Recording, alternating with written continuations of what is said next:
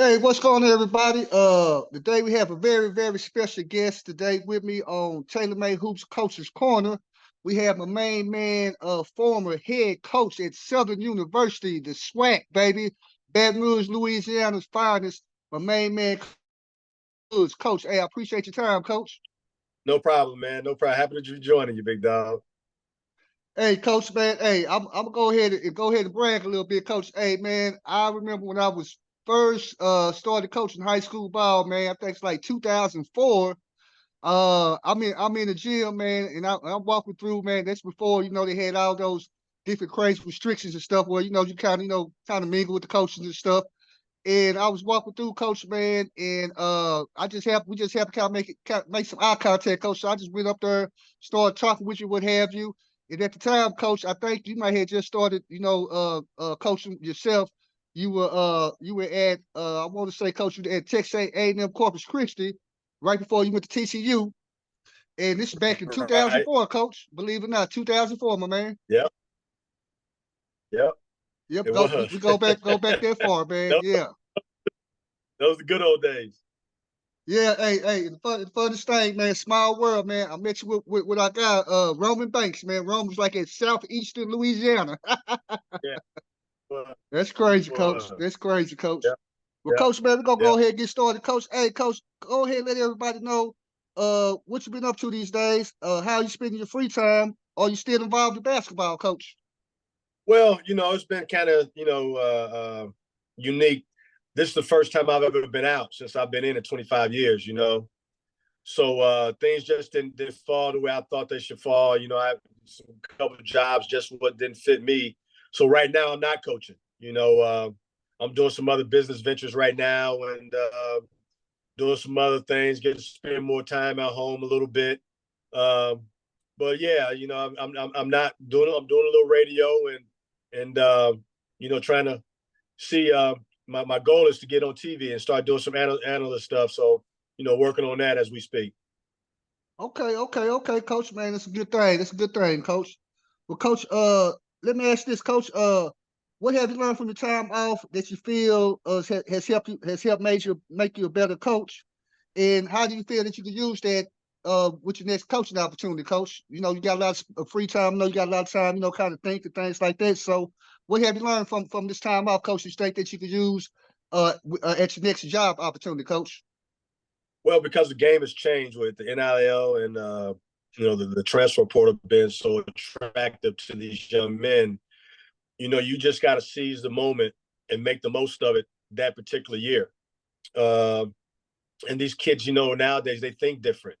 So now you got to find a way to think like them and not think of you being old school and, it's about respect, it's about tradition, it's about doing the right thing all the time. Well, the way they think and the way we think are totally different. So in order to get the most out of them, you got to stoop down to their level a little bit and kind of be able to communicate with them on their level to get them to teach them what respect and hard work is all about and accountability in their own words so they can understand it.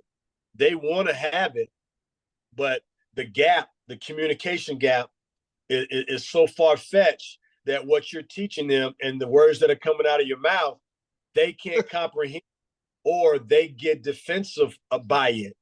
So you got to be able to come down to their level, talk their way, and make them understand what this is all about. And the ones that can do that are the ones that are still successful in the business because, as you can see, all these older guys are getting out because, it's a new kid now, and games has changed, and when you talk, normally after a season, you talk about what you expect, your expectations for him to do in the off season, summer, so on and so forth, academics, this and that and the other. They're asking, how much money am I going to get this year, coach? Mm-hmm. Pros or, coach, I'm going to go on the transfer portal and see what's going on, see what I'm worth. So you did free agents there. So with that in mind, you got to take your feelings out of it because you feel like they're unloyal, which they are. But now the way the NCAA has given them the leverage that they have, how in the world can you be loyal in a situation like that? when you can be greedy. You know, and what it's doing is it's teaching kids to be greedy instead of appreciate. So they're always looking for the bigger bag. And they're 4 or 5 years in college. That's what they're going to try to do. So that takes loyalty out of the equation. And you have to be able to coach and deal with these kids accordingly. Oh, no, no doubt, coach, no doubt, coach. Hey, coach, the reception is kind of going in and out. So, cut your volume up for me if you can, coach. I can hear you a little bit. So, if you can, I don't know if you cut your volume up a little bit. Okay, I got it now. I You can hear hear me you a good? little bit. Hear me better now? Okay. All right. Well, yeah, no, coach, something I caught that you said is very, very important. And like you say, the reason why I do this, coach, like I say, is educate, the players or what have you to help them, be more of a recruitable, prospect. But one of the things you said, Coach Woods, that really impressed me, what you said was the communication part, Coach, what you said a lot of times, Coach don't realize that, hey, you can have all the knowledge, be the greatest, coach, X and O coach, what have you. But like you said, if the kids are not taking it in, like you said, being receptive to what you're saying, coach, then a lot of times, coach, it's a losing battle, coach. So what you're saying is true. You got to bridge that gap. And one thing about it in coaching, man, we know how to recreate ourselves and what have you, coach. So, and we know how to adjust the things. So like you say, coach, I'm pretty sure, like you said, what you just said, that's something that you definitely will probably, take with you with your next opportunity, coach. Once again, guys, we're talking with my main man, Coach Sean Woods. Coach, let me ask this, Coach. Where did you grow up, Coach? And what was your athletic and educational journey? Where did you play at collegiately, Coach? Well, I grew up in a place called East Chicago, Indiana, man. And it's Okay. the northwest corner of Indiana, right about 30 minutes from Chicago, right next to Gary. It's East Chicago, Gary, Hammond, Maryville, Crown Point, that little, they call it the region. So it's really Gary, but it's a suburb above Gary, which East Chicago, right off the lake, where everybody from the South came back in the day because steel mills were booming. So a lot of people that live in Gary, their lineage really starts from the Mississippi, Tennessee, Arkansas, Alabama type of deal, because everyone was able to leave the corn, the cotton fields and things like that, the sharecropping, to go up there and make a decent living and be able to send money back. So that's where I was born and raised until I was in 8th grade. And then in 8th grade, my mom and my stepdad, we moved to Indianapolis. And that's where I went to high school at. I went to Cathedral High School. And coming from Gary, you know what I'm saying, it was doggy dog. City was great for me.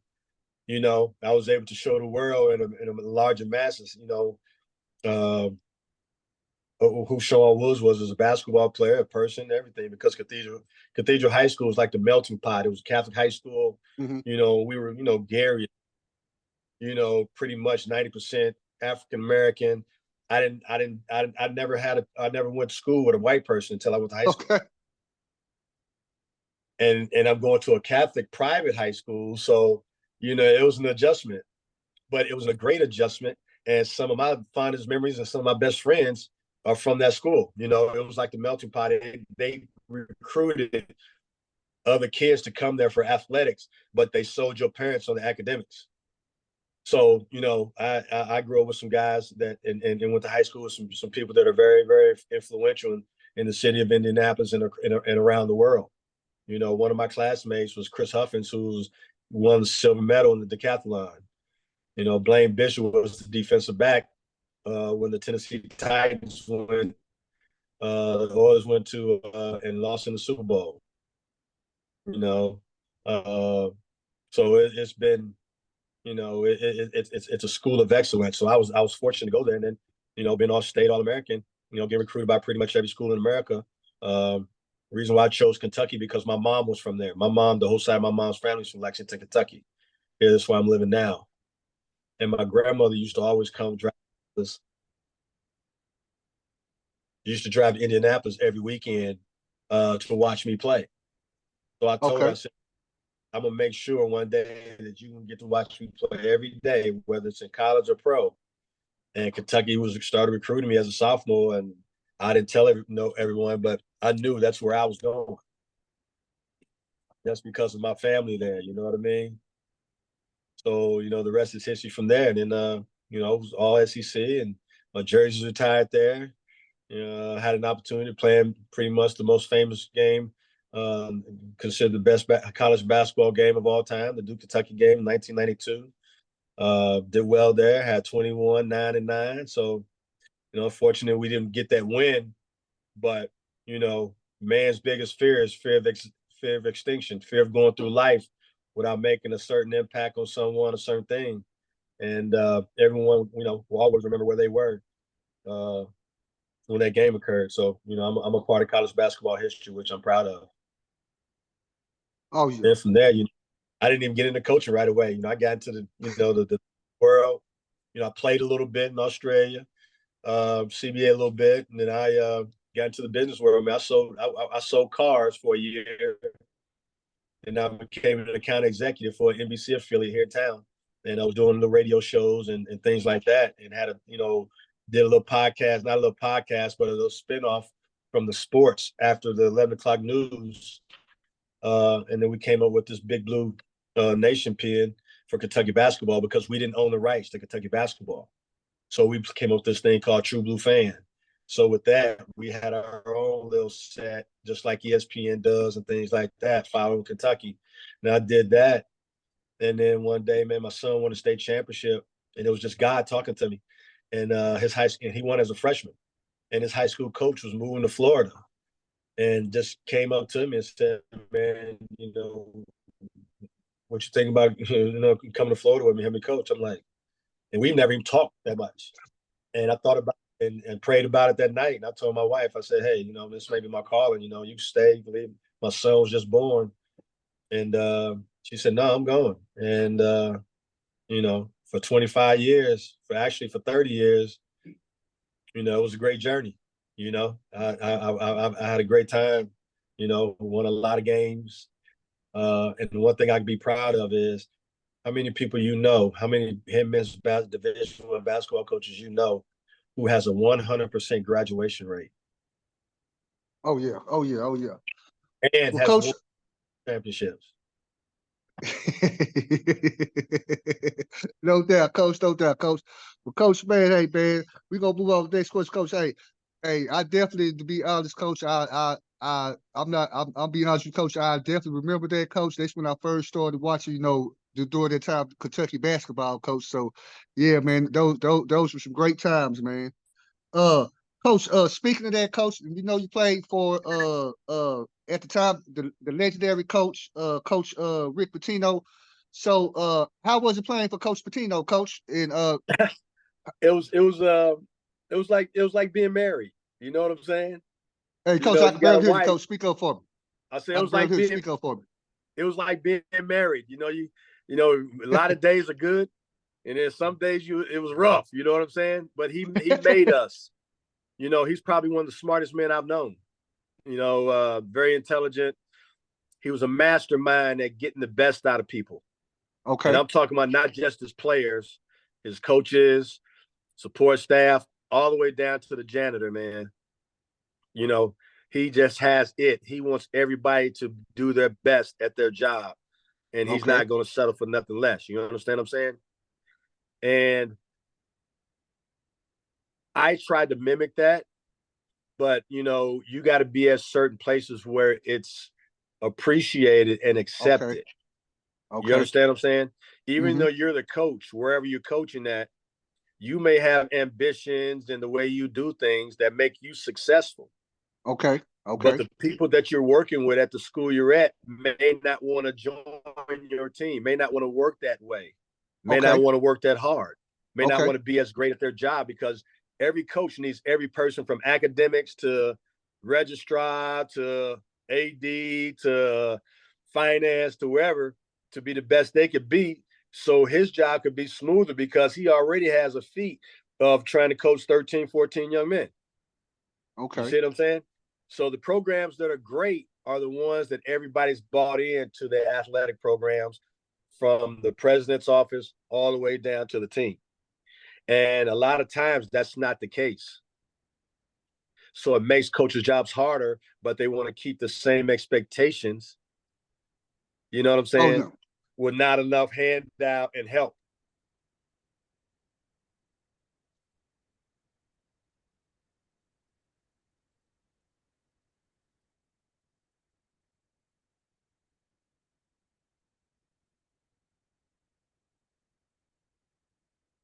All right, waiting on coach to come back. Now I think we lost coach. Wait for him to come back. Let's see. All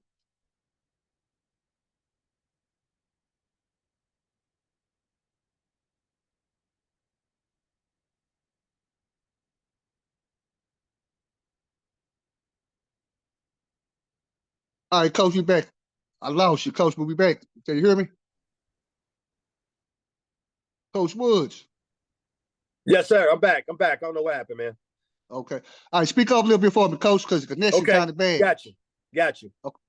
Yeah, but now, coach, I think we got cut off, coach, when you're saying, coach, that everybody has to buy in when you're at the school, coach, whether it be from the president's office all the way down to maybe, the secretary Yes. or the janitor, coach. Exactly. Because they all have to, and one or two people can make your job hard, but they want expectations, but nobody's joined in. You can always tell when a school loves its athletics when you can go to every building in that school and it's going to have a picture of a football player or football team or whatever. You know what I'm saying? If you go in buildings where there ain't no athletics, pictures shown on the walls, they ain't very supportive. So, Hey, man. you got to know that. Oh no, you gotta know that, coach. Hey, coach. Hey, and you just don't know, coach, how much game or information, coach, that you're giving coaches. And the last question I'm gonna ask you about, advice for coaches. But you already, coach. Everybody that's watching this should be picking up on things, whether or not you're a high school coach or your head coach, or you're a coach in the NBA. What you said is profound, coach. That as a coach, your job mainly, coach, is the best ones are getting the best out of everybody, like you say, whether it be the student managers, the analytics person, what have you. And something else you said, where when you're looking to go to a job, sometimes as coaches, we're a little bit gun ho, and sometimes we jump the gun on situations when opportunities present themselves without, researching things or what have you. Like you said, that's something to look at, coach, like you're saying that what's the culture? What's the overall culture Right. at the school? Right. And you can tell what the culture of the school is at, like you say, when you first walk in, when you probably talking to the parking lot attendant, the janitor, what have you, you can kind of tell. And those are things, like you said, coach, you can pick up on, because like if you're a type of coach where you know what your expectations are and you know what you want, how you want to do things. And if you go to a program and it's no knock against the school, coach, maybe they want to do things a little bit differently, then you may want to, then you already know, coach, you know what? They may not be the situation for me, coach. I may Right. just want to, just, wait for the next opportunity. Because I know at the end of the day, yourself, coach, you're not gonna be successful, because you know yourself, and then Exactly. at the end of the day, uh, you're not gonna have any peace of mind, No. at work. And nobody wants to go to work, coach. We love what we do, man. We love coaching kids. We love basketball. We get paid, man, to coach the sport, man. So you don't want to go. You don't want to never seem like it's work. When it starts seeming like it's work, Sean, I think Right. for me, I can't speak for you. It's gonna be time for me to do something Or else, you coach. can't trust, the people that's around you because they don't like the workload or how you doing things, and you come in there. So guess what? They're gonna circle the wagons on you, because misery loves company. You know what I'm saying? And that's just who we are as a people, and that's what makes jobs hard too. Oh yeah. Well, Coach, man, hey, we're gonna move on to the next question. But hey, once again, for my viewers, we have Coach Sean Woods on TaylorMade Hoops Coach's Corner. Next question, Coach. How did those experiences that you just got through talking about, playing at Kentucky, playing for Coach Pitino, and also leading your team to the Elite Eight, influence you as a coach? How did those experiences, Coach, influence you as a coach? Well, I come from the state of Indiana, so Indiana high school basketball is uno. What I mean by uno is we're well coached. You can't go to a state that high school basketball where there's real great coaching. I was blessed to grow up in the state of Indiana to get great fundamental coaching. One, two. I played for probably one of the top two or three coaches in the history of college basketball, and on that staff was Billy Donovan, Mm. Tubby Smith, Ralph Willard, Herb Sendek, who's at Santa Clara right now, you know. So that was probably at that time the best coaching staff in America. So watching them, how they prepared, I knew once I became a coach, because I didn't want to become a coach at first. I was scared to death. Wow. I didn't think I was smart enough, because all the things Wow. they had to do and the hours they had to put in, and the film work and how you broke it down and you wrote it on the board and all that type of stuff that Coach Tino had them doing. I was like, I don't know if I can do all this. You know what I'm saying? Yeah. But when I got my first job as an assistant, it all came. Boom. And I was organized. I knew what to look for. I was so precise and detailed from a scouting standpoint. I was already a step ahead just by the way coaching them did it. Okay. And I knew how to break down personnel splices. I just did it the way I knew was presented to us. It took me forever because I didn't know all the shortcuts, but the result was the same the way Coach Pitino presented it to us and my team. And I took that to whoever I was working for at that particular time. And the players really gravitated towards it and loved it because of the detail, how detailed I was. And I had a mentor, especially, when I got to TCU. I was blessed to coach with two guys, which is Josh Schertz, who's the head coach now at St. Louis, who had that magical run at Indiana State. Bart Lundy, who's the head coach at UNC Wilmington, who we all were together. We were the youngest staff in the country at High Point University. Okay. That's where my career started. Okay. Then I left there, went to Coach Raniero at Texas A&M Corpus Christi. And the way I played defense was his. I didn't like it at the time, but I never deviated from it. And he's probably one of the most best defensive minds in all of college basketball. Unfortunately, he never got a big-time job, but he won at the JUCO level, took South Alabama, peanut butter and jelly, Junie Lewis, them, South Alabama, beat Alabama in the NCAA tournament back then. So he was a great basketball mind. I was fortunate to work for him. Then when I got to TCU, that was the Carolina way. Neil Doherty, who worked for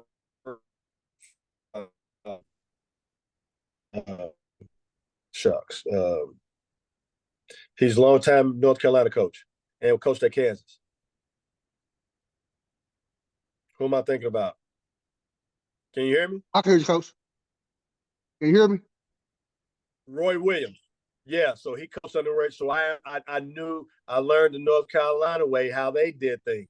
Mm-hmm. So that following year, I got the Mississippi Valley State job, scared to death, but I just went on my roots. And that's how I became successful so fast, just sticking to the script. Hard work. I didn't let nobody outwork me. I had a vision. When I first got to Mississippi Valley, my wife looked at me and she said, I've trusted you in everything you've done.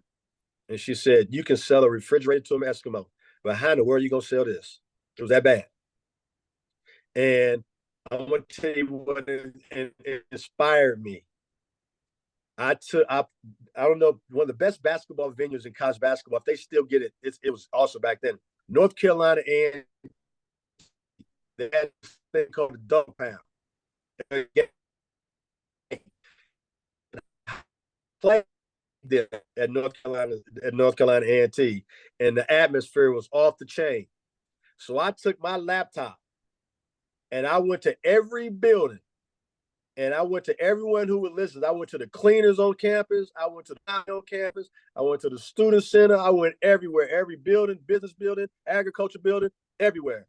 And I showed everybody a highlight of A&T and the Dog Pound, and how enthusiastic and how jam-packed and how fun those folks was having, especially Black folks. And that was my vision. And by my third year, we had that little Crockett Box gym jamming. And my last year, we went undefeated in the league. We was 1-12 going into conference. Wow. And won 17 straight. Wow. Never been done before. Especially in the SWAC. Yeah. Yeah. No doubt. So we won the league, won the tournament, and went on to go to the NCAA tournament. And by the time we did that bandwagon was jumping. That gym was jumping. Jumping. Probably the best out of all my jobs I've had as head coach, I had more fun there You know what I'm saying? Because I was carving my craft. I was really getting better. You know, I learned everything. I can make mistakes, but I was working my behind off because you had to. You know, Yep. school didn't have. We weren't even giving our kids their Pell Grant back. You Yeah. see what I'm Yeah. saying? And I Yeah. still had to sell this and get players to come. True story. Some of my players got their dorm rooms broken into, right? Mm-hmm. So one of them that got broken into was my best player. His name was Paul Crosby. Paul Crosby, probably in history, probably one of the top 5 players to ever play in the SWAC. But Coach, anyway, speak up there before me, Coach. Paul Crosby was probably one of the top 5 players to play in the SWAC. He was a big fella for me, best player in the Okay. league that year. So we go in there and he's hysterical and going crazy. I was like, Paul, I said, what'd they take, man? You know, I said, they take your Jordans, they take, you know, your laptop. He said, yeah, Coach, tell me what I'm mad about. I said, what you mad about, Paul? He said, man, they stole my cigarettes. I said, they stole your cigarettes. So now I'm going to get upset. I'm like, you smoke cigarettes? And he's like, no, Coach, that's my hustle. I sell cigarettes 2 for $1. That's how my kids had to hustle to have money, Man. pocket change. And these guys went undefeated in the Man. SWAC and Man. had nothing. I had nothing to give them, man. When I say nothing, the only thing I could give them was love. I coached the mess out of them. You know, that's when I was really young and energetic. Yeah. And, Yep. you know, and my wife just cooked for them all the time, man. I had nothing else to give them, man. Nothing. And them dudes were guys that nobody else wanted, you know, had some bad track records and people thought I couldn't win with them. And man, I molded, that was the best job I'd ever done, molding those type of young men, man, to be great. And no one ever thought they even graduate. And every last one of them came to move through Mississippi Valley and graduated. Yeah, Coach. At the end of the day, Coach, you know, you say you didn't have nothing to give them, but you gave them some, Coach. Hey, they graduated, Coach, and like you said, I know you gave them life skills, taught them how to be a man, you know, things of that sort. But Coach, it's just I love talking with you, Coach, especially guys that coach at the collegiate level, Coach, because Coach, you had some great stories to tell. Some of the things that you had to tell, and some of the adversity that you had to handle with your teams, people wouldn't believe, Coach. Seriously, they'd be like, Yeah. nah, that didn't happen, man. They wouldn't believe, Coach. Well, Coach, man, let me ask this, Coach. You kind of already talked about it a little bit. We know. When I first we started with Happy, but go ahead, Coach. Just briefly, kind of touch on a little bit, Coach. You said we know you've been coaching about 25 years. What are some of the other places that you coached at? I know you started out at A&M Corpus Christi. I know you was assistant coach at TCU, and I know some other spots. But go ahead and let the viewers know some of the other places you coached at, Coach Woods. Well, after the Mississippi Valley, that was my first job. And then um, I was in on the, after we won this turn, you know, I knew that the only way I could get out of the SWAC was I had to do something special. Okay. You know, there's been a lot of guys who win the tournament, win the championship, but nobody can get out of the SWAC, you know. Okay. And I did something and created such a buzz that I was able to get out. And it wasn't as easy as I thought after I did after the year we had, after the miraculous year we had. You know, so I got involved with a couple of, you know, Mississippi State came about. I didn't get that. And I had an opportunity at Southern Miss. Well, at this Okay. time, my wife was done with Mississippi. You know what I mean? You know, that especially living in the Delta, she wasn't used to that, you know. But it was an opportunity, you know, to be in Conference USA. And I thought I had the job. And the guy who was over the search was a good friend of mine. You know, he said, you know, I think you're going to get it. So they were supposed to announce it on Friday. I get a call from him on Tuesday saying there's been a little monkey wrench thrown in the game. I said, what's that? He goes, well, the guy at Morehead State, which is Donnie Tyndall, who coached Kenneth Fareed, and they had a magical run and knocked off Louisville in the first round that year, if you remember. He said that he surfaced and that he's 1A and you're 1B. And there's some things in his contract that may stop him from taking the job, but you know, that's where we are right now. So when he's told me that, I hung up. I called a great friend of mine, a guy by the name of Wayne Martin, who used to coach at Morehead State. Was on the board and great. Actually, he was the general manager at Channel 27 WKYT, and I coached his son, and he always kept in touch, and he was always my mentor as far as coaching was concerned. So I knew Donnie was trying to get that job. So I said, Wayne, I said, this is what's going on. He said, yeah, I know. I said, well, I want the Morehead job. I said, if I don't get the Southern Miss job, can you help me get the Morehead job? He said, are you sure? So I'm going from one extreme, the dirty South, Mississippi Delta, all black, segregated still, you know what I'm saying, a little bit, to Morehead, Kentucky. Even though I played at Kentucky, I get a free pass at a lot of places, a lot of people don't. But for my family, it was still, now I'm going to the other side where it's all white. My son was going to be probably one or two blacks in the school, probably in the whole county. And I was so hungry that I said, yeah, I can make it work. He said, okay. Okay. So, my credentials spoke for themselves. Out of all the people that was trying to get the job, I got the job.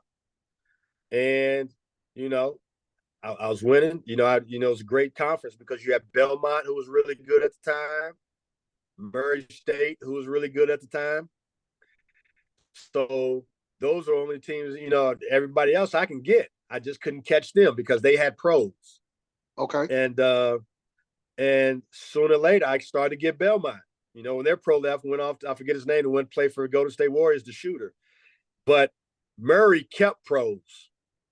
Okay. Isaiah Cannon, on and on and on. And I'm like, I couldn't catch him. And Morehead just could never get over the hump beating Murray. So sooner or later, I got him. First time ever beating Murray in the OVC tournament. In history, I won more games in my first 4 years than any coach in the history of Morehead State. Wow! And then we had a great year, my fourth year, and went to the CBI and went to the championship game and split with Musselman, who's the head coach, who was the head coach at Arkansas, who's the head coach at Nevada. Then, beat us in overtime by 1. Mm-hmm. And so, because of some things that was misconstrued about what happened, that people assumed, you get labeled sometimes, and sometimes perception becomes reality. And I think I became a product of that. Yes, I think so too, Coach. You're right. You're right. But yeah, Coach, once again, Coach, we're talking with the great Coach Sean Woods. Coach, he's breaking down some of the places he's been with. Hey, he's done it all, to be honest, man. As a player, man, I mean, man, played in the Elite Eight, man, like say, played professionally, man, coached Division I big time basketball. I'd like to say, man, a good friend of mine. Uh Coach, let me ask this, Coach. We're gonna stay on for your coaching things like that, Coach. I know you touched on a couple things as far as accomplishments and things like that. But what do you feel is your biggest accomplishment as a coach? What do you think that you kind of you're real proud of, Coach? What's your biggest accomplishment you feel as a coach? I know you may have a lot. Well, winning, first of all. Okay. Second of all, I'm one of the few coaches, if at all, the only one, I don't know, except for probably Ivy League schools and things like that, that's been a 15-year head coach and has a 100% graduation rate. Wow. So, my mission has been to win, to develop young men. Kenny Anderson has this quote, and it says, basketball is easy, life is hard. And another thing I'm proud of besides winning is most of the guys, probably 99% of the players that's played for me, are doing okay, are productive citizens, not struggling, decent jobs. A lot of them are doing really good, but they all became men. And the ones that have families have stuck with their families. The ones, that get married, things like that. So that's a major pat on my back. I told them that, this same competitive edge, you got to take out in the world, because the difference is you might not like coach, you might like me now, but you're going to miss me when you get out there, because you're gonna want somebody in your ear, either warning you about the mistake you're about to make, or getting on you and making sure you don't make that mistake again. Mm-hmm. Mm-hmm. That's what you're gonna miss about Coach Woods. Oh yeah. Oh yeah. And the challenge of you got to be the best. You want to, when you want to make that person remember you. Mm-hmm. When you play against that guy, you want him to remember you. Yeah. Just like when you go out in the workforce, you want to do a job so good that you want them to remember you. And you want to be attractive. Mm-hmm. So winning attracts, Mm-hmm. but perseverance and hard work with a personality and a smile and some personality takes you places you've never been before. Because if people Mm-hmm. like you, they'll bring you Yes. along. Oh yeah, oh yeah. And Coach, man, hey, I'm gonna tell you, Coach, man, that's the most gratifying feeling, Coach. I'll tell you, as a coach, I definitely haven't, had the, the great journey that you have, Coach. But I've had, everybody have their own journey. And Coach, the most important thing, Coach, that I love when I be out in these tournaments and stuff and what have you, Coach, is when I bump into my former players. And first of all, they remember you, Coach. Second of all, they have to see you, they speak with you. And the biggest thing I tell everybody, man, is when a person, a grown man, and I've been coaching long enough where I got players that's, almost 40 years old, Coach. And when they come to you and they still call you coach, hey, coach, coach, coach, you're like, oh man, then they tell you, like you say, things like they be so excited to let you know how successful they are in life. That's the most important thing. Right. I'm up to one of my kids that I coached when I was coaching at Faith Family Academy in Dallas, and Daryl Perkins. And I was coming out the racetrack, saw him, and his eyes got big. He walked up to me, hey, what's up, Coach Taylor? We got to talking, and the most important thing, they know I'm always going to ask them. I'm always going to ask them, even at this age, hey, what you doing, man? You staying out of trouble? They know Yeah. I'm gonna give them that check, Coach. They know that. No doubt. And so he looked at me, but he was like, hey, Coach, man, I'm working, Coach. I'm working. I got my own apartment. He took me to the car, introduced me to his girlfriend. The girl, hey, Coach, my girlfriend, we just moved in together. This how happy he was. So that's what it's all about, Coach. The second part of the question, Coach, what is your biggest accomplishments you feel you've had as a player, Coach? As a player, what's your biggest accomplishment that you kind of hang your head on, Coach, as a player? Because I know you Oh was a great man, player, all conference, I've been things like that. as a player, I've been blessed, man. I've been blessed. To play Indiana high school basketball, to be, in the Indiana High School Basketball Hall of Fame, to have your jersey retired at the University of Kentucky, Okay. To play with some guys that I played with and to accomplish some things. We were the ultimate overachievers, and that's where I get my work ethic, and that's where the thrill and the excitement and the passion of my coaching comes from, because we didn't look the part, but we were the part. Mm-hmm. And nobody gave us credit. And to be honest with you, there are a lot of people that know basketball, because I played with some guys. They may not look like they were very, very good, but they were Okay. really good college basketball players. Okay. John Pelfrey was a really good college basketball player.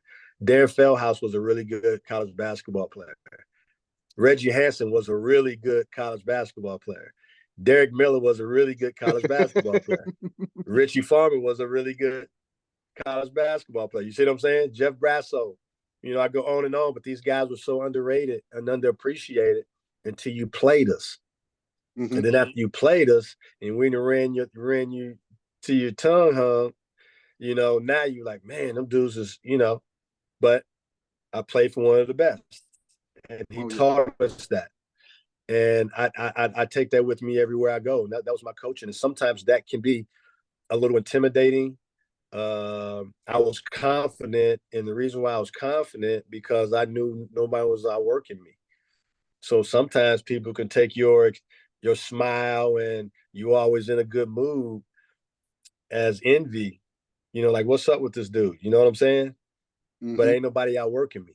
I'm up all night watching tape. Even when it's my whoever my assistant is, the scout, I'm watching just as much or more film than him. So I never went into a game unprepared. And I coached that way. So my guys would never go into a game either out of shape, making bonehead plays, you know what I'm saying? Or, I Mm-hmm. used to talk about high school coaches a lot, because high school, not everyone, but anytime a kid came in and he can't, fake a pass to make a pass, that means his high school coach didn't teach him that. Mm-hmm. So now I'm mad at the high school coach because he didn't teach this, something that he should be knowing at this particular time. And sometimes kids get offended by that, like, why you tripping on me because I don't know this, because you should know.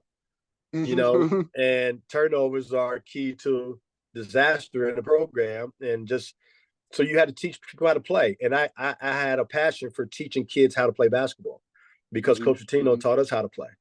So if you teach a kid how to play at a high level, it's hard to beat them.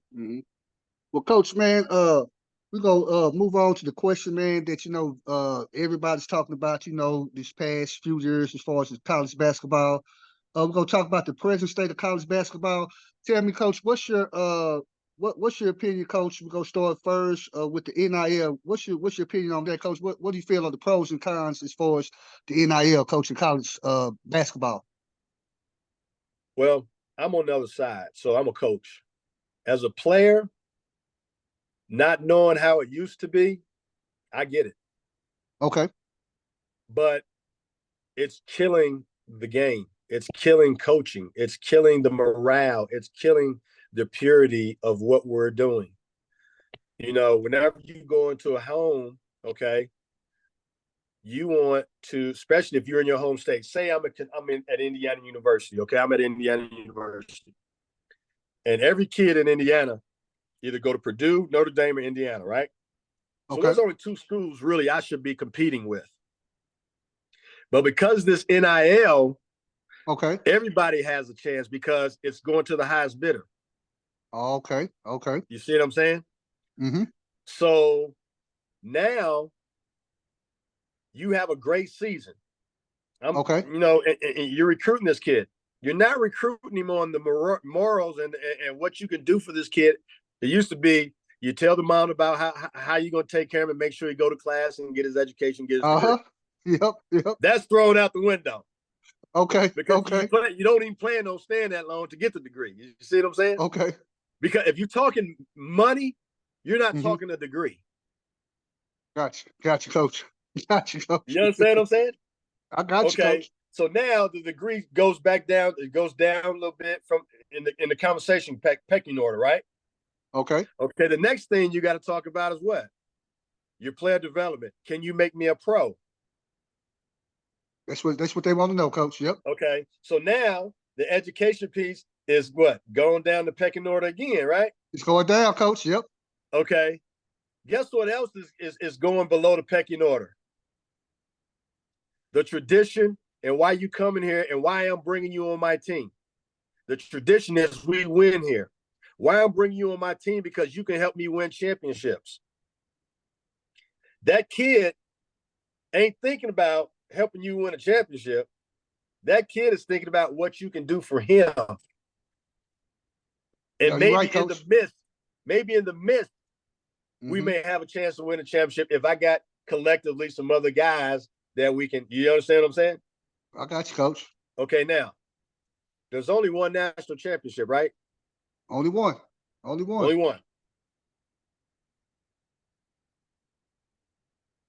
You think whoever has the highest NIL budget is going to win the national championship?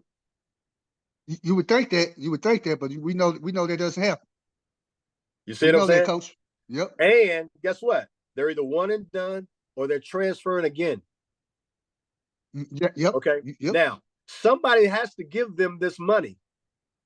So you got locals and boosters and major corporations that are involved with the university that come up with these type of funds. Mm-hmm. You know what I'm saying? To pay these kids to come play here or there. Mm-hmm. Sooner or later, when is it going to come to a point where they thinking that they're not getting any return on what they're giving? On the investment. There you go, Coach. You understand what I'm saying? I'm following you, Coach. I'm following you. So you paying this kid $1.3 million as a freshman.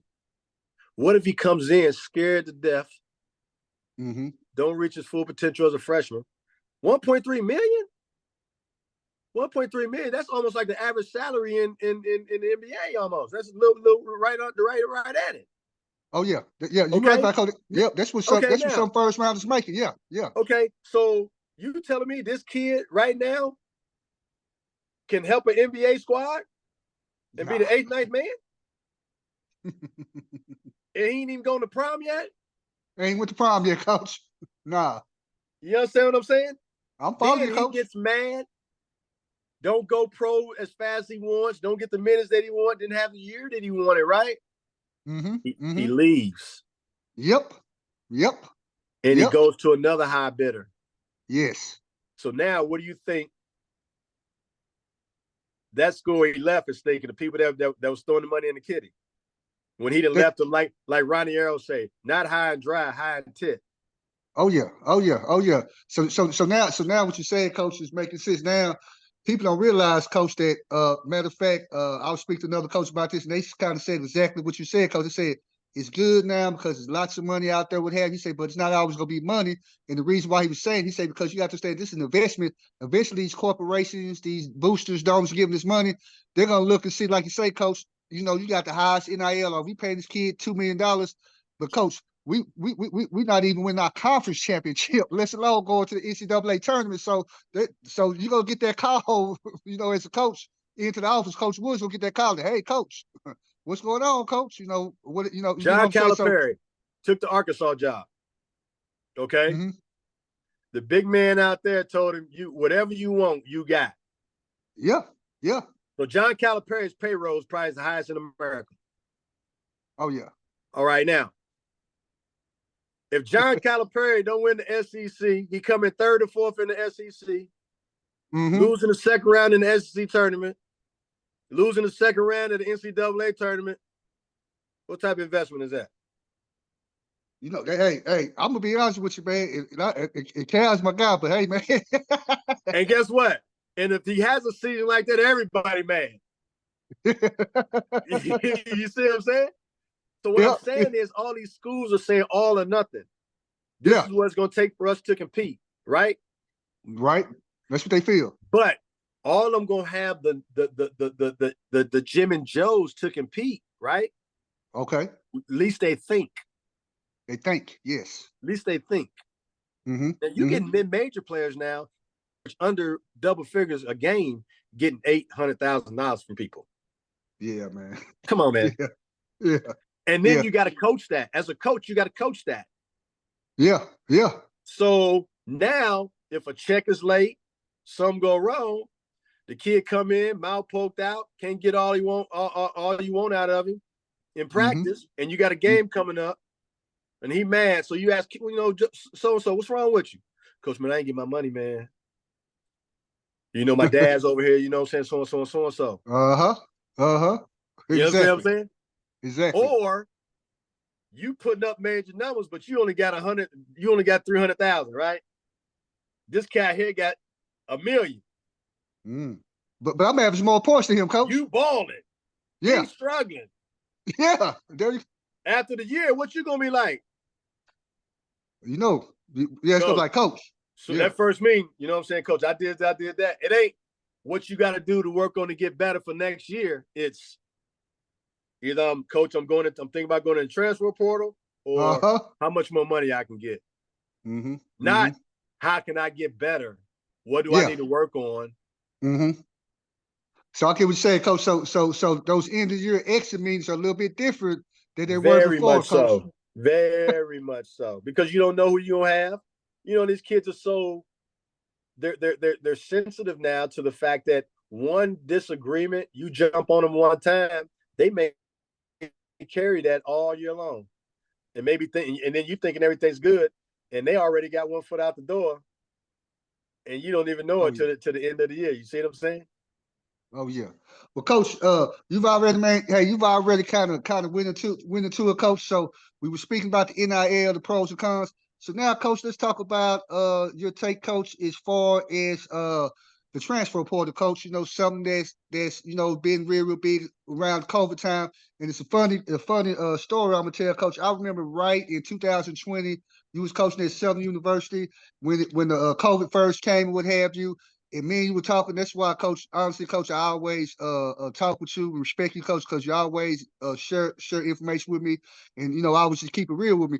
So we were talking, Coach, and you told me, Coach, you said, hey, the state of college basketball. You said it was a transfer portal. You said, Ed, it's gonna change the landscape of basketball for us the pecking order for us the players what are concerned. And what you mean by that is that now, as far as the recruitment goes, Coach, that now with the transfer portal, you told me this that all schools, whether it be JUCO, whether it be Division One, where you were coaching at the time, they all gonna want to get more older, experienced players or what have you, due to the transfer portal. And you kind of told me that. So now, it's kind of hurting. I feel it's kind of making it hard, for the high school prospects, who deal with a lot of what have you as far as their recruitment. Because now, what you just said, Coach, if I'm a coach. Now we know how the game is. Most of the time, it's a win-win type of situation. So I got to get the best players in. I feel it's going to help me win. And so, of course, Coach, if I get a kid in, Coach, that may have some college experience, Division One experience, some playing experience, got some stat experience, what have you, for sure I'm going to bring him in possibly over a high school kid where I may have to develop or what have you. And you kind of told me that the pecking order is going to change. Where now we know where they pretty much going, Coach. They going, grad transfer portal, going JUCO prep and then high school possibly. And so go ahead, Coach, and kind of touch on what you feel are the pros and cons, of the transfer portal, Coach. Well, I'm gonna be honest with you. The transfer portal, you're getting a quitter. So if you get somebody out of the transfer portal, he's quit somewhere. He left somewhere, right? And kids are leaving places for the littlest reason. Now they're leaving because of NIL. That's the major deal. Everybody thinks they can get a bag. So every year, everybody's going to put their name in the transfer portal that are at places they're not getting NIL money at. So you got to worry about that. So there's no loyalty, right? 2,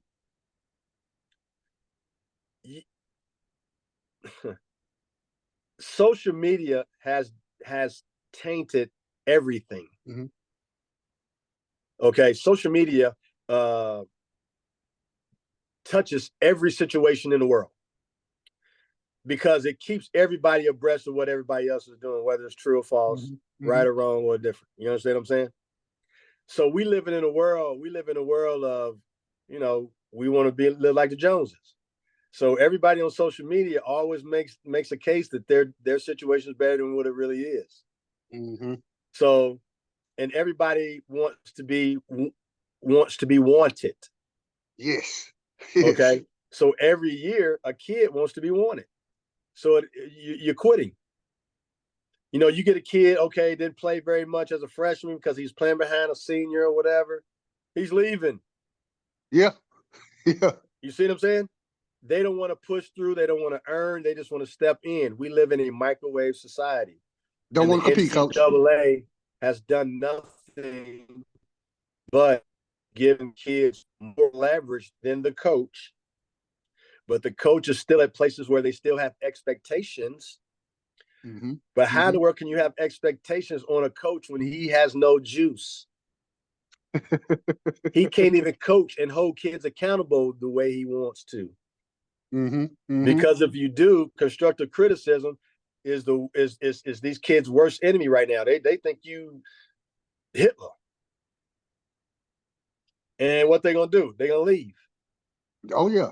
Oh yeah. They're gonna call the AD of the president saying, coaches this and that, said this and that to my son. That happens a lot.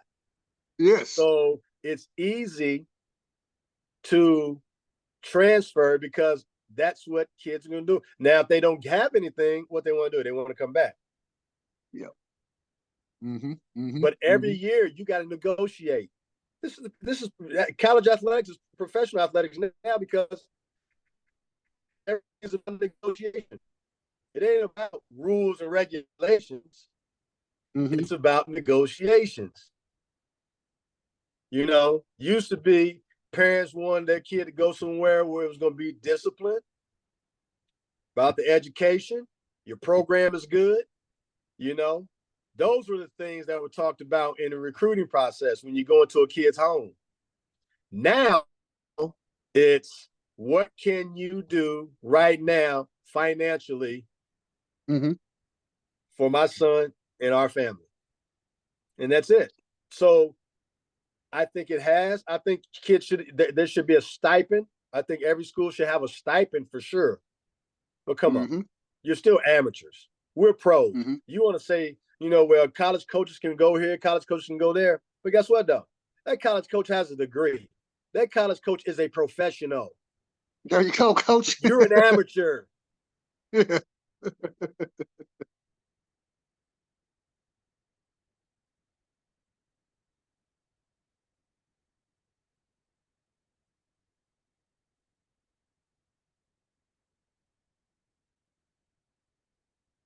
All right. Dealing with some bad connection, guys. Bear with me, coach will be back on.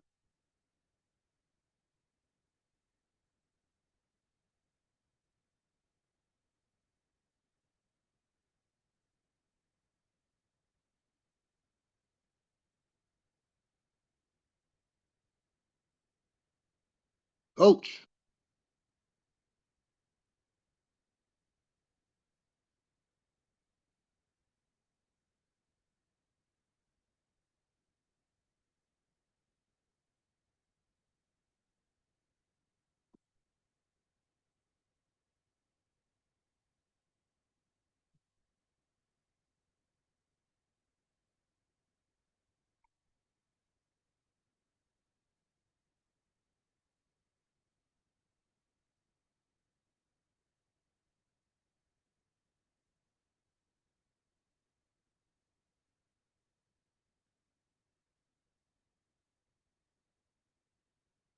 All right, waiting on coach.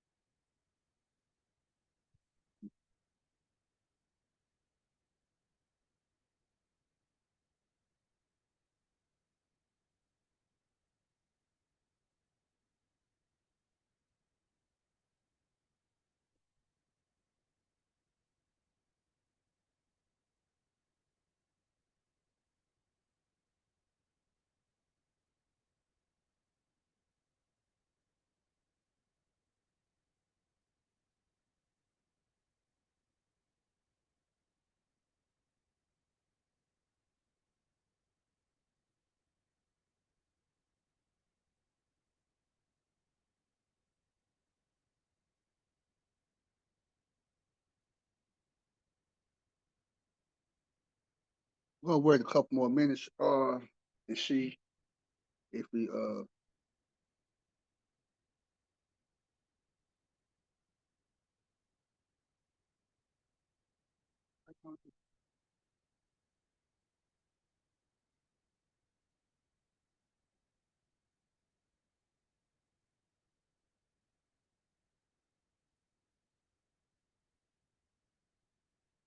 coach. Coach Woods, can you hear me? Coach. I hear you now. Okay, I can hear you now, man. Just got a bad connection, coach. I don't know if it's on your end or my end, my man. Man. Yeah. Well, I can hear you, coach. Speak up for me a little bit, coach. But coach, I think you were talking about the transfer portal, coach, and we were kind of talking about how, no matter what, coach, each year you got to pretty much recruit your kid because the kid may you don't know if the kid leaving or staying, coach. Like you said, the kid could be an all conference player for you. Y'all just won conference or what have you, coach. Then you look up, coach, and you think he's coming back, and the conversation would be, hey man, what we're gonna do to get you better now. He's like, hey, coach, I might be leaving, what have you. So just kind of speak on that a little bit more, coach. I think that's where we got cut off, Coach Woods. It's just, we're teaching kids to quit. We're teaching kids to not stay the course. We're teaching kids not to be loyal. Okay. You know, we're treating kids like they're coaches. They're not coaches. Yeah, they're not We got our professionals. degrees. We paid our dues. You know what I'm saying? We Yes, sir. moved up the ranks. There's a pecking order to this. There's ranks. There's promotions. Mm-hmm. There's levels. Yep. There's levels. You're going for nothing. I mean, you know what I'm saying? You still stand in college basketball as a college, student athlete. Yeah. Yeah. You know, My thing is everybody wanted to go to Kentucky, but everybody can't go to Kentucky. Everybody Nah. can't play at North Carolina. Everybody can't play at Duke, but every kid wants to get recruited by those schools. Oh yeah. Oh You see yeah. what I'm saying? So, like you said, there's levels to this. Yes. You Yes. see? But what we've done is we've given these kids leverage to think unconditionally, untraditionally, and really it doesn't make sense. This is Nah. not reality. Nah. Not The life. real It's not world, life. the real world is not like this. No. You're not gonna be No. able to work at this company and then you're gonna walk into your supervisor's office or your boss's office and say, hey, I'm gonna go out, man, and I'm gonna check, test the waters. I'm gonna put some more applications out at some more schools. Some more businesses. Why are Yeah. you still working there? While Yeah. they're still paying you? Yeah. Because these kids are still on scholarship in April. Yeah. You see what I'm saying? And some of them are still getting NIL money.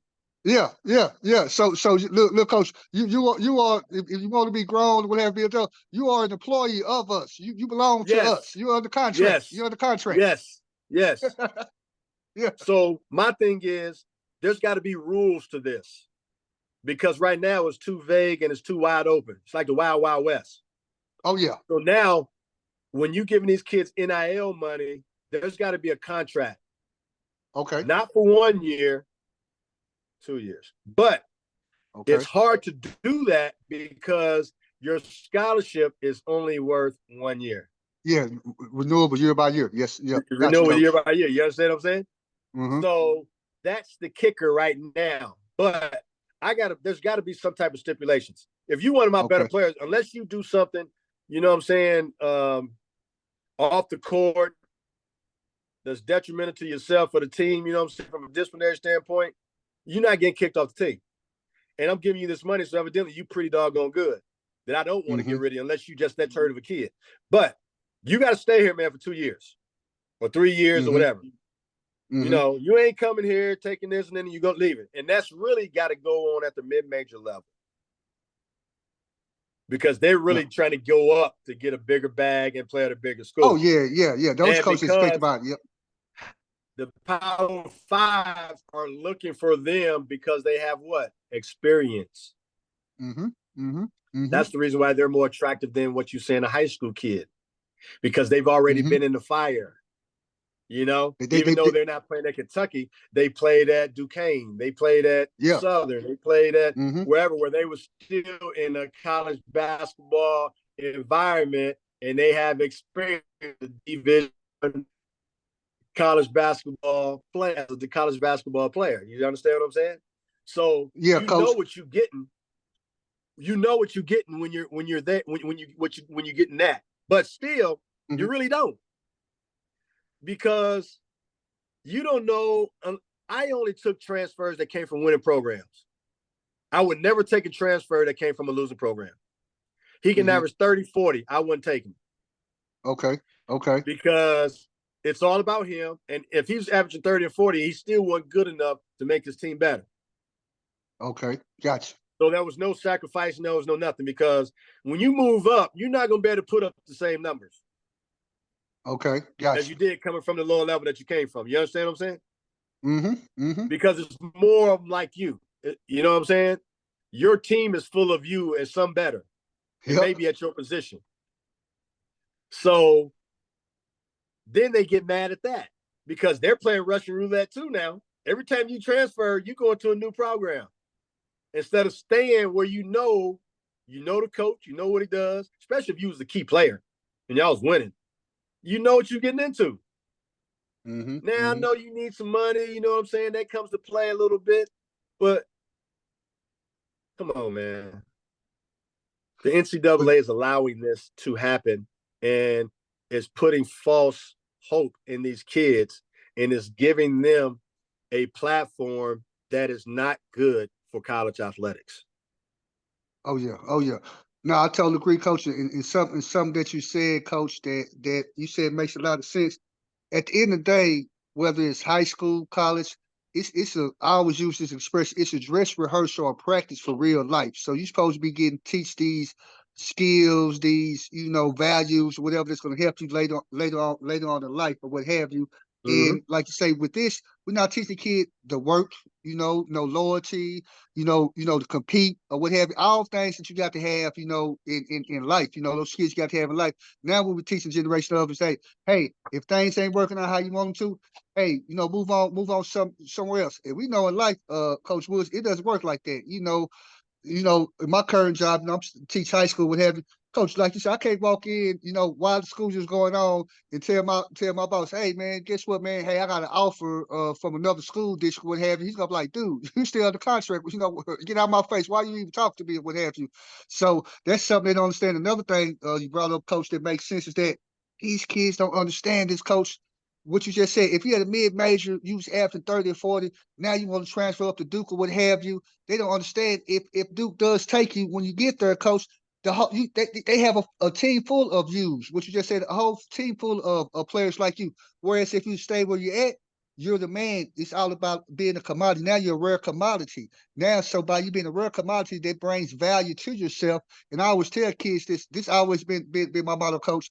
When I was recruiting or whatever, coaching on the college ranks, I always tell the kid, hey, it's better to be a big fish in a small pond than a small fish Exactly. in a big pond. That's right. Life is good, Coach, when you're the man. Life is That's good, right. Coach, when you're the man.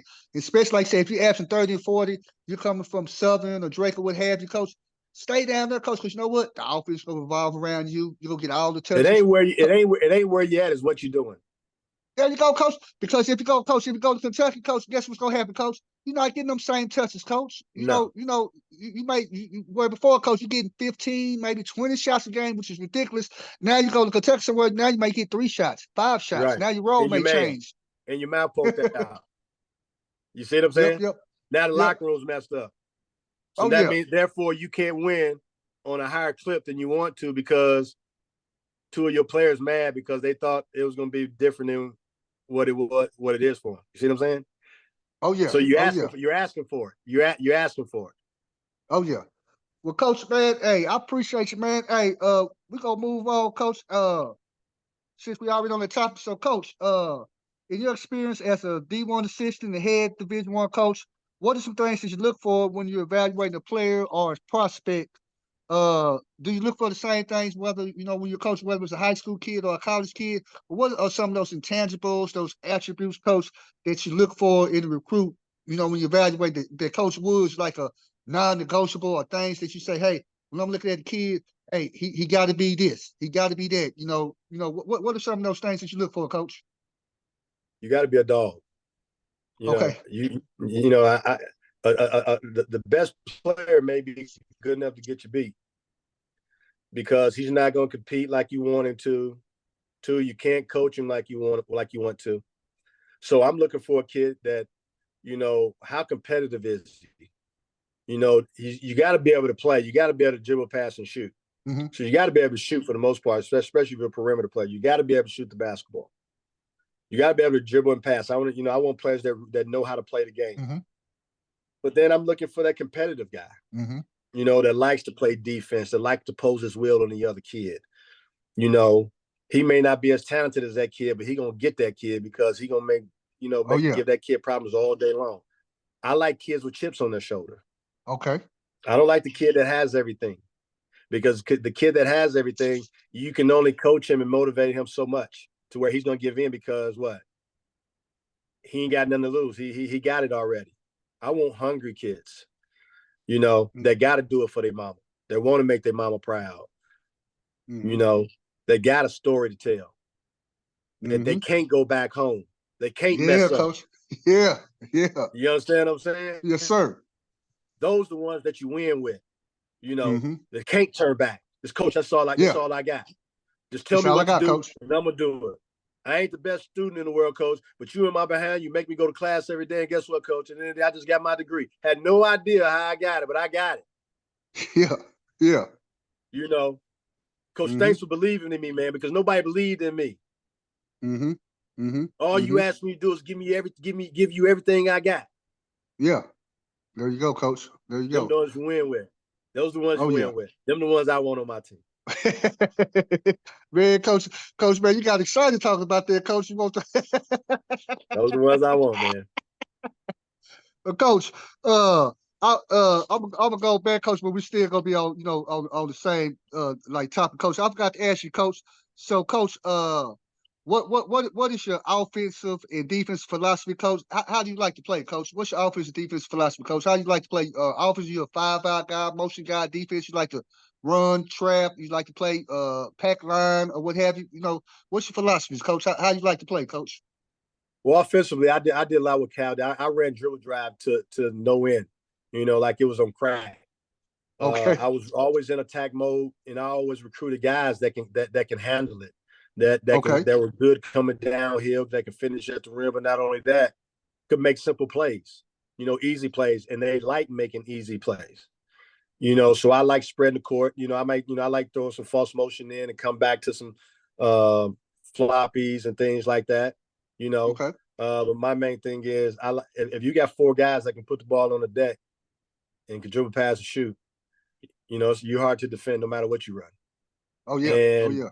you know, with this new age, with this new type of offense now, I started to get into that a little bit.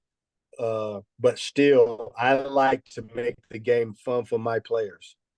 Mm-hmm. And I want every kid to know, because we work on it every day in individual workouts.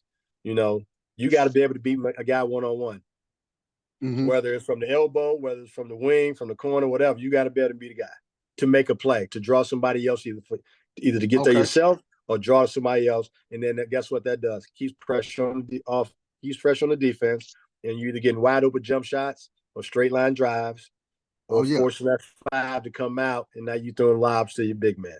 So Mm-hmm. that's how I like to do it. Stand in attack mode and keep the full spread. Defensively, I like to get in you. I like to Okay. pressure you. I come from the school of Rick Pitino, so I'm gonna keep changing defenses a little bit on you, keep you uncomfortable. Mm-hmm. Run and jump you every now and then. You don't even know where it's coming from. And then when you get in the half court, I pressure the basketball, but I'm always up the line. I'm beeline basketball, so I'm up the gaps. I keep the ball out of the paint. I'm really quick hedging and recovering and not giving up threes. So I'm not going for steals. I'm just keeping that ball out of the paint and making you take tough shots over me. And then, my teams have always been top 5, top 10 in rebound, especially on the offensive end. I want train wrecks. I want physicality when that ball goes up. So if that guy's coming in from outside thinking he's gonna jump everybody getting off his rebound, nah, he got to feel you. They better be trying to get back, because they know we coming back at them. So most times my teams are so good in transition that we didn't have to worry about guys, coming to Mm-hmm. the glass, because we was gonna run it right down your throat. So that was good for me, and that's how I play. Oh yeah, oh yeah. Well, yeah, Coach. Well, hey, Coach, I'm one of your biggest fans, man. I watched you over the years, and I'm telling my viewers that's watching. He's telling the truth. Hey, he likes that space, man, and let guys have freedom or what have you. But like you say, hey, you got to be able. Hey, it's funny, Coach, because kids always say they like to play a certain way, but what cracks me up sometimes, Coach, is that they don't have the skill level to play that way. Every kid, Hey, hey, man. Coach, I want to know, but you could barely dribble the ball stationary, but you say, Coach, I want to play fast. No, Coach, everybody let's play fast. See, dribble off your leg out of bounds, man. So it's Yeah. kind of funny what you So said, the individual Coach. instruction, individual workout, skill development was a major part of my program, because we really worked on getting up a lot of shots, but not only that, ball handling and things like that. Mm-hmm. So my guy, that was a major part of my offense. So Oh that's yeah. what we worked on. You got to be able to be confident, handling that rock, getting by people, finishing at the rim, making the right read, things like that. You know what I'm saying? And also, now every offense ends up in a pick and roll action. Oh So, yeah. you know what I'm Oh yeah. saying? That you add that to your drill work, and you defend it too. You know what I'm saying? So, especially on the defensive end, I switched everything. So Mm-hmm. on pick and Mm-hmm. rolls, my five would have to guard the one. But I always recruited fives that Mm-hmm. could at least keep him in front and make him go at angles. Mm-hmm. So that's why my teams were so tough defensively. Mm-hmm. Well, Coach, man, let me ask you this question here, Coach. We're gonna stay on that page. So, what are some things that you feel players should be focusing on as far as them trying to improve their game on the court that will make them be a better recruitable prospect? So, what's some things that you feel the players need to be working on, focusing on to try to make themselves a more recruitable prospect to college coaches, like yourself when y'all recruiting, Coach? What's some things you think they need to be doing? Well, I'll tell you what, if you notice college basketball now, you can't win with guys that can't shoot on the floor. Okay. Okay. Everybody got to be able to shoot. So one thing, you got to be able to shoot. Okay. Okay. Two, you got to be able to make decisions under rest. So you got to be able to play with other players. You got to be able, especially if you're a guard. There's no way you could be a guard and not be able to come up pick and play off a pick and roll. It's just your overall defense. Offensive package. But what separates you is your work ethic. Because if a coach sees you doing this all the time, then he already knows he can trust you before he even gets you on his campus. Because we're all looking for guys that we can trust and depend on. And everybody's not a pro, but everybody can have a pro mentality. And I want guys that dream and want to be pros, but understand that when you come into the mid-major level, you got to win. When you win, everybody gets what they want, because when you win, and now you're attracting traffic and awareness. Now people are going to come watch you play. So now if the team's winning, and you're a major part of the team, that means you're playing well every night. So now that's what makes you attractive. Oh yeah, Coach. You're right about that, Coach. Hey, once again, guys, I'm with Coach Sean Woods, a former head coach at Southern University. Coach, man, folks that's tuning in, let's go tune in, Coach. Hey, man, you're giving up too much game, Coach. I'm messing with you, Coach, but now you're giving up a lot of good information, Coach. Like I said, honestly, I do this, like you say, to inform, the players, what have you. So they could hopefully, like you say, Coach, get a scholarship or whatever the case may be. So, Coach, the second part of this question. Now, you said you kind of expounded upon some of the things that they need to be working on. What do you think are some things that players focus on too much? What do you think some things that players focus on too much, Coach? What everybody thinks. Okay. And you want to know what else they focus on? You want to know what else they focus on too much? The biggest problem right now that coaches are getting away from is to involve parents. Oh, okay. Parents are killing these kids now, because now every parent is living through their kid. Oh, no. Oh, yeah, especially with social media. They have their kids' social media pages. They showing the highlights. Every parent thinks that their kid's a pro. And they would do anything to help that kid. They ain't gonna be loyal to you. They'll talk about you. They'll go behind your back if you're not doing what they think you should be doing. It's harder to win the dinner table now, because they are not thinking like you. They're thinking around you and through you and over you. They're not thinking you. You just sold them and made them trust you the most out of all the people that they would get recruited with. But the minute something goes sour, oh yeah, they go transfer even at the high school level, Coach. They out, Coach. Yeah, Coach. What I mean by that is, if a kid was left alone, he'd be great. A kid can't transfer on his own. He don't know how to do it.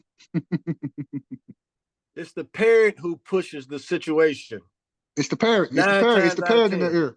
Yep, it's the parent. So you're not gonna win that. So what you want to do is, when you go to a game and you watch a kid and the parents there, I'm watching the parents more so than I'm watching the kid. Bingo. I'm seeing if they down on the first row, you know what I'm saying, cursing out the refs and want to be the center of attention. I can see them snickering and all that. Look at the coach, you know what I'm saying? I look at all that. And because I don't want to, I've been burned too many times, especially lately with that. Because they have unrealistic expectations. Oh yeah. No, Coach, and when you recruit, Coach, we appreciate you recruiting. Yeah, he gonna come down there. Yeah, my son, so he gonna do exactly what you want. Coach, I know he got to pay his dues, so. And I used to tell recruits all the time, I'm gonna coach you and push you harder than you ever been coached and pushed before in your life. Yeah. And I keep saying it. Yeah. So when it gets hot, right? I've already told you that. So now no. What did I tell y'all when I was recruiting? Yeah. I told you how I was. Yeah. I told you I'm gonna love him hard, but I'm gonna push him hard too. Mm-hmm. Mm-hmm. And I'm the coach here. I'm the judge and the jury. Yes, I sir. know what's best for him and our team. Yes, sir. So you came here because of what I told you. And I told you Uh-huh. right. I didn't lie to you. Now you got amnesia now because you Uh-huh. seeing the kid, 3, 4 kids that was on his AAU team, maybe 2, 3 on his high school team, they having more success or whatever than he is. Uh-huh. But he was right, but Well, he's maybe ranked high, coach. Yeah. and he's retired.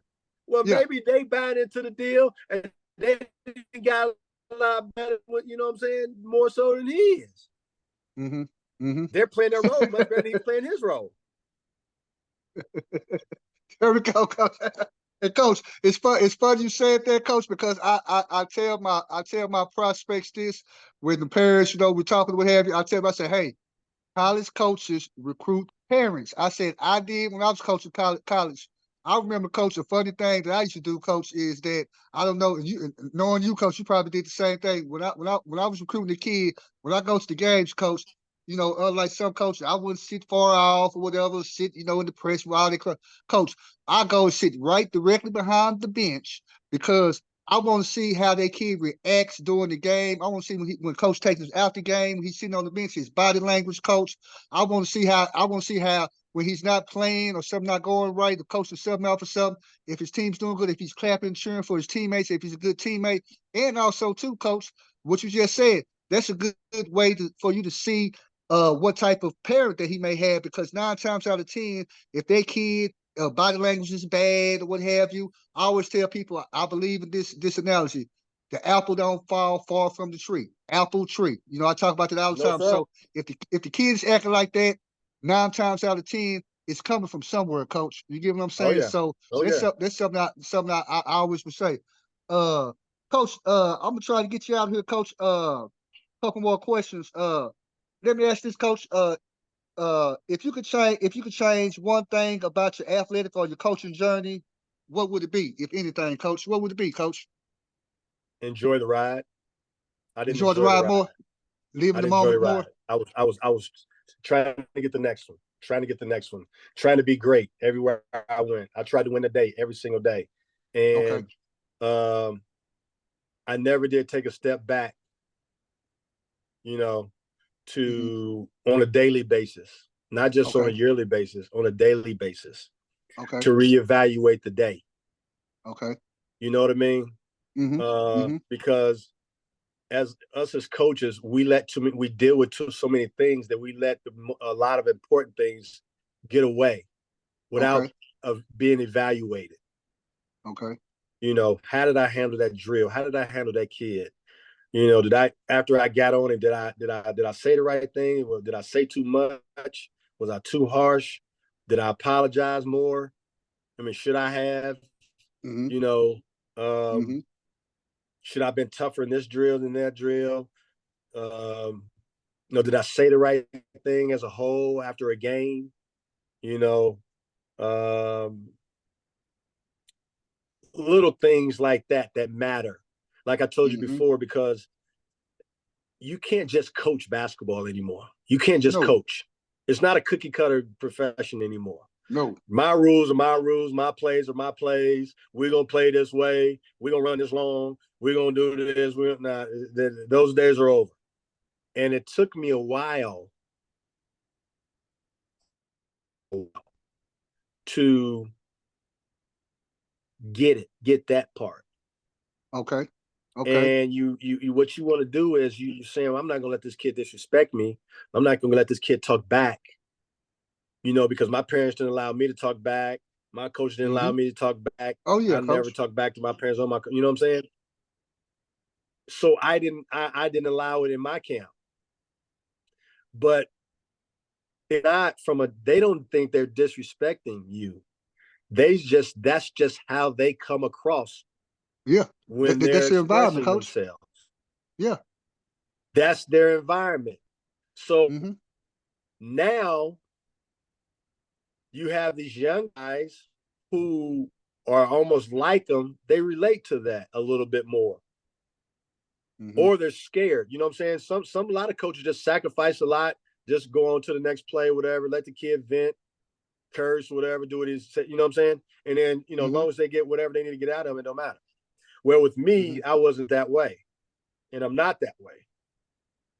You know, I'm not going to let you disrespect, you know, anyone, especially an authority, the coach, your teammates, the manager, or whatever. You know, learn to control your emotions. Sometimes, you know, do as I say, not as I do. But as a player and as an athlete and as a young fella coming up, I couldn't do none of those things. And it's called respect. But there's a different type of respect now. Oh, yeah. You know, a kid can go off, talk back to their parents or whatever, but then they still claim they love their mom and their father. When you just cursed them out because they gave some constructive criticism. But they don't even know that that's disrespectful. That's just the way they come across. And we're in the process now as parents, especially these new parents, they thinking when a kid can talk and he says something smart just because he was able to say it, that's cute. Yeah. Until it becomes a habit, now you can't stop it. Yeah, it's a habit to become behaviors, coach. And then, exactly. Now, you want to be that kid's friend because you don't want to go through the confrontation. There you go, coach. You're scared of them. Yeah. Because kids will quit on you. They'll leave. You know, they'll act like they're going crazy. You know, this and that. And so parents really get mixed emotions.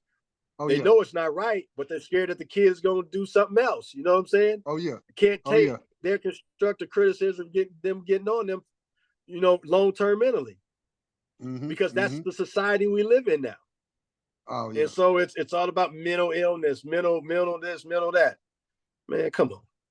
Yeah. Yep. No, you're right, coach. There ain't a kid that's living today that can go through my journey the way they are mentally right now. There'll be more kids dead on the sidewalk back when we grew up just because they couldn't handle the constructive criticism and the competition just to get out of your neighborhood. They don't understand that, coach. They don't understand that, coach. Everybody in my projects was dreamers. Yes, sir. Everybody in my city, East Chicago, Gary, were dreamers. Oh, yeah.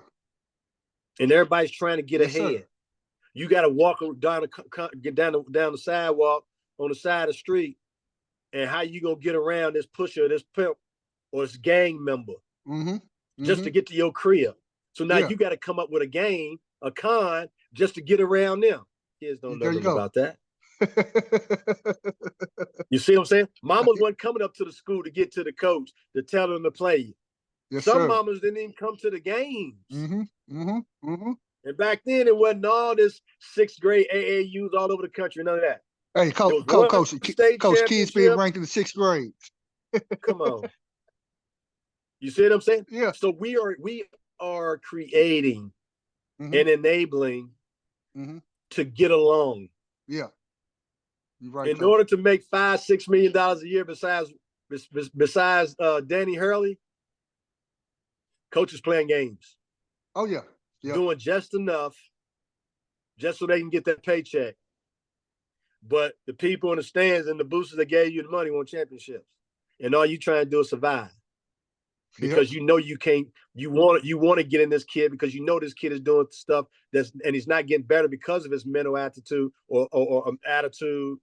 And you know you're not going to win big with this, but you don't want to create a confrontation to where that grows and infests much faster and much deeper than you just getting along and let one or two things slide. That's going to be detrimental too.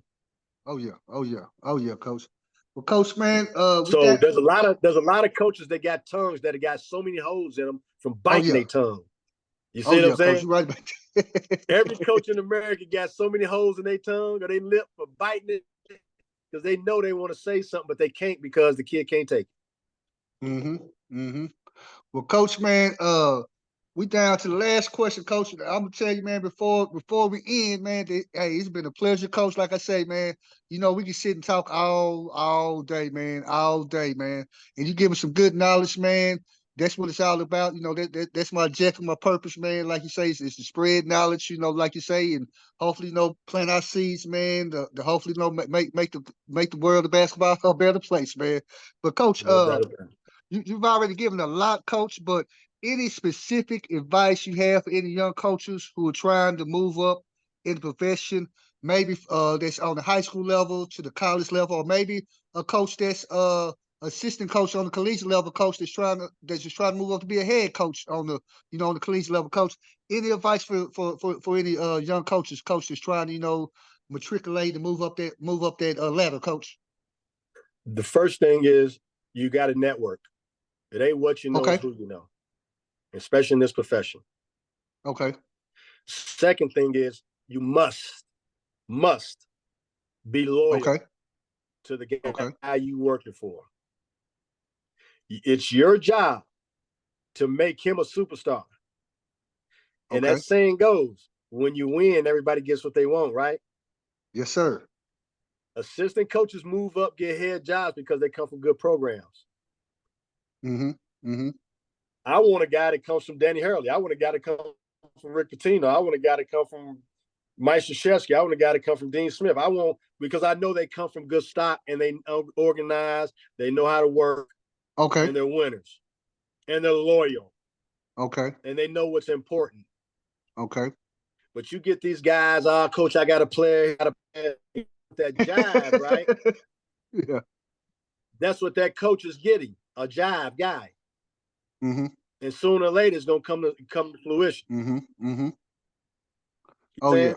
If you make your number one job is to help that coach win, help your program win. That's why you're an assistant. Okay. You got to do the grunt work. You got to do the recruiting. You got to be the guy to buff him.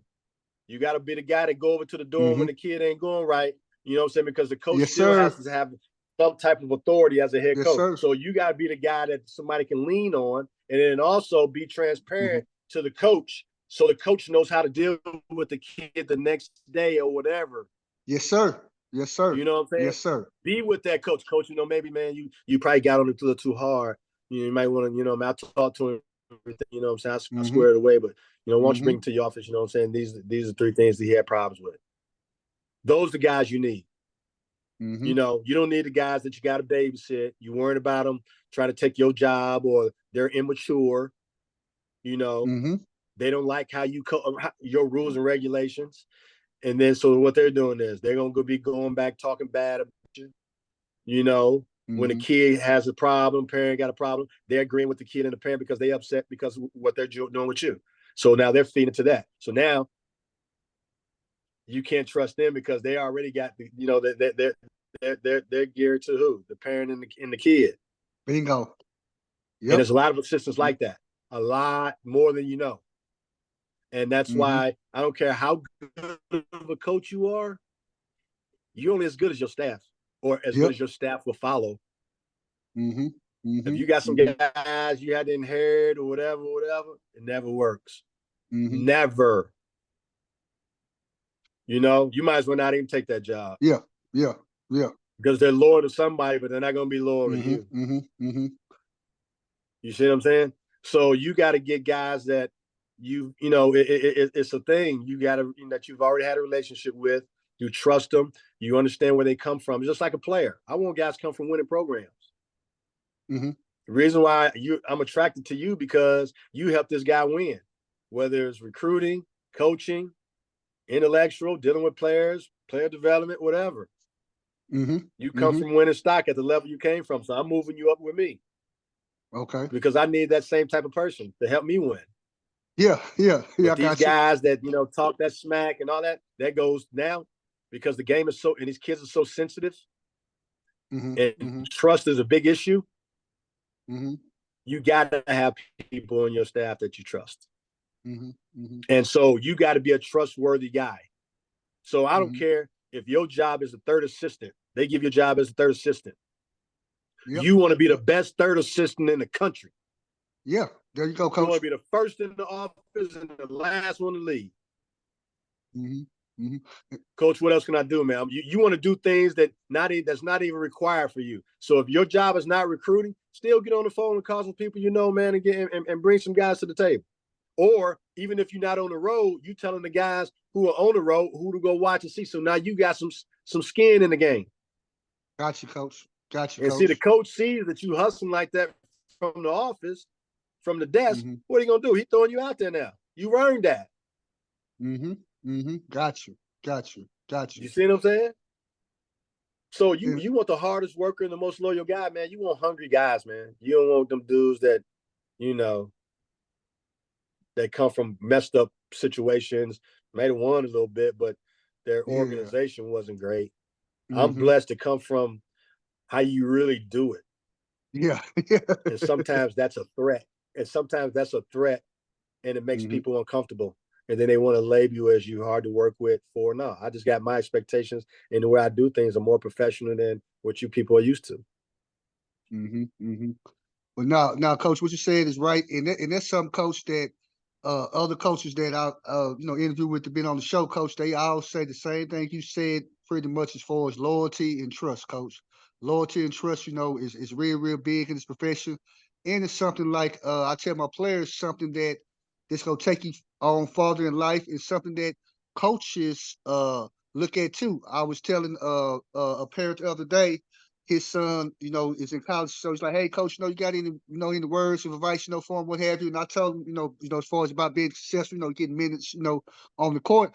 It's something I told him. I said, hey, man, believe it or not, coaches want players that they could trust on the court. So your son may not be the best player. The kid that's at his position may be a little bit more better, but coach don't know whether or not he can trust him. He knows he can trust what your son's going to do, whether or not he Exactly. can and can't do something. He can trust what he can do. And I also tell them, and you probably tell your players this too, is that how I build that trust with you as a coach is not necessarily all on the court. It's off the court. If I could trust you that I know that you go to class, I trust that you Right. doing the right thing off the court, coach, then I know that 9 times out of 10, coach, that translates to the court. You get what I'm saying? Exactly. So it's all about, trust and loyalty, coach. Coach, not gonna hold you up, coach, man. Coach, man, it's been a pleasure, man. It really has been. Once again, everybody, I had the great coach Sean Woods on, former head coach at Southern University, joined us tonight. Shared a whole bunch of great information for you. So make sure you guys tune in. Coach Woods, man, like I do all my guests, I just ask, man, that you help, build the platform, what have you. So make sure that you share this, on your social media outlets, what have you, and post it, what have you. Definitely appreciate you, coach. We'll be in contact, man. And we already kind of talked, man. So when you get that next gig, man, hey, you know what to do, man. You know what it already is, man. You No know what it doubt. is, No man. doubt. No doubt. Hey, coach, I No doubt. appreciate you, coach. I really do, You too, man. man. Much love to you, Appreciate you man. having me on, man. Oh, no doubt, coach. Hey, I'll be hitting you later on next week, coach. Appreciate you, man. No doubt. All right, thank you, coach. Appreciate you. Yeah. Gosh,